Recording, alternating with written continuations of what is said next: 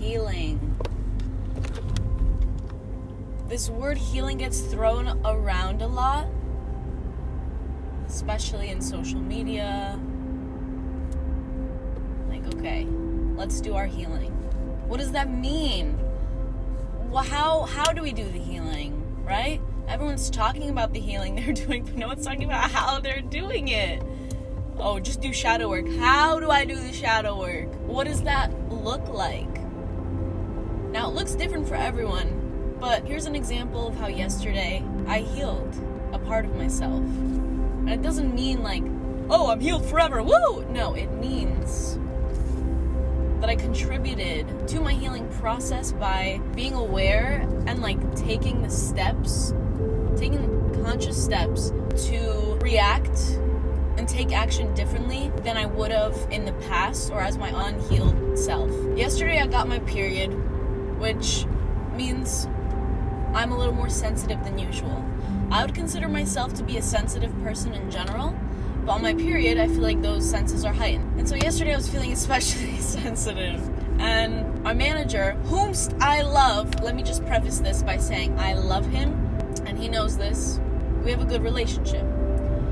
However, he has this tendency to take little things that I say and almost like mock them. I'll like post on my story, I'll say something about spirituality or I don't fucking know. He'll just take these things and then he'll like repeat it and like pretend like he's saying it, just mocking. And every time he does it, it kind of like hurts a little bit because it's attacking my character, it's attacking my authenticity. And whatever his intention is, doesn't matter because that's simply the way it makes me feel when he does it. I was reflecting on this when he did it because he did do it yesterday, and it made me cry. It made me upset.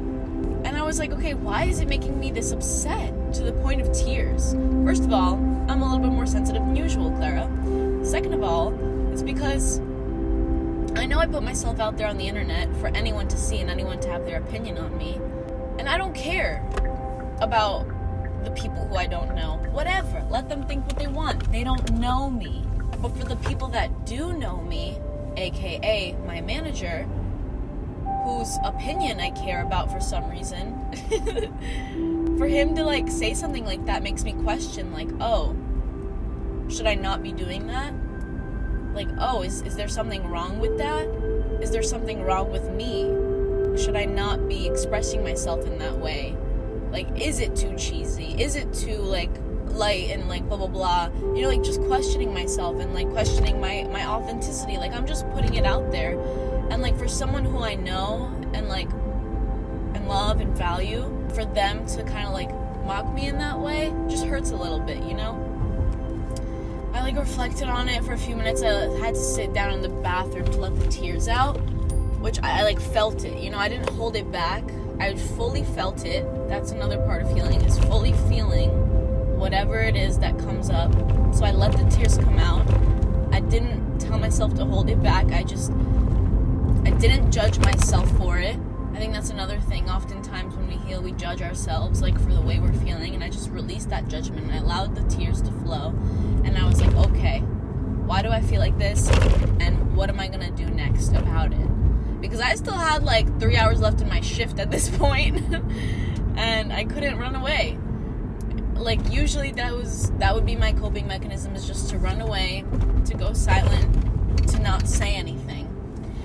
I was thinking this whole time about what I was going to say to him because I didn't want to bring it up to him. Like, I did make like a slight comment. I was like, I don't appreciate when you do that. And I don't think it really stuck in his head.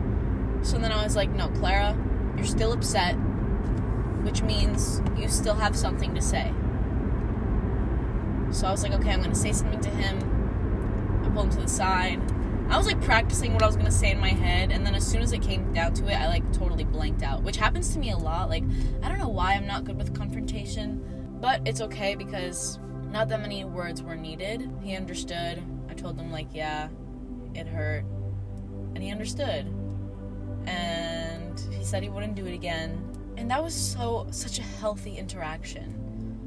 I expressed how I was feeling, and he received it so well. The goal is is not to have the other person do what you want, to make you more comfortable. The goal is to express how you feel and hopefully have the other person receive it well. Receive it in a way that is healing for you. And it was. And then we hugged. After that, he left. And oh my God, my mood literally changed like a flick of a switch. In the 10 minutes where I didn't express to him how I felt, I just felt so overcome with these feelings of sadness, anger. And then afterwards, when I expressed it to him and we came to this understanding, it was like nothing even happened. I felt normal. I felt fine. And I thought that was so cool. Like, to see the healing in action. This is what happens when you feel your emotions, you express them. They don't have to, like, hold a weight down on you. You can literally let them go. You feel them, and then you let them go. And I didn't have to go the rest of my day in a shitty mood and projecting it onto others in whatever way, making their day worse. No, I took care of it. I took care of it on my own.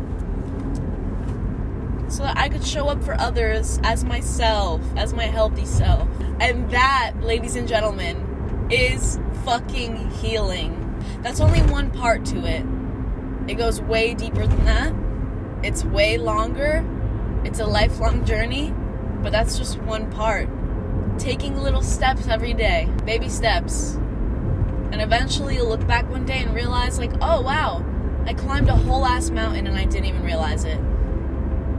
Because you were taking small steps every day.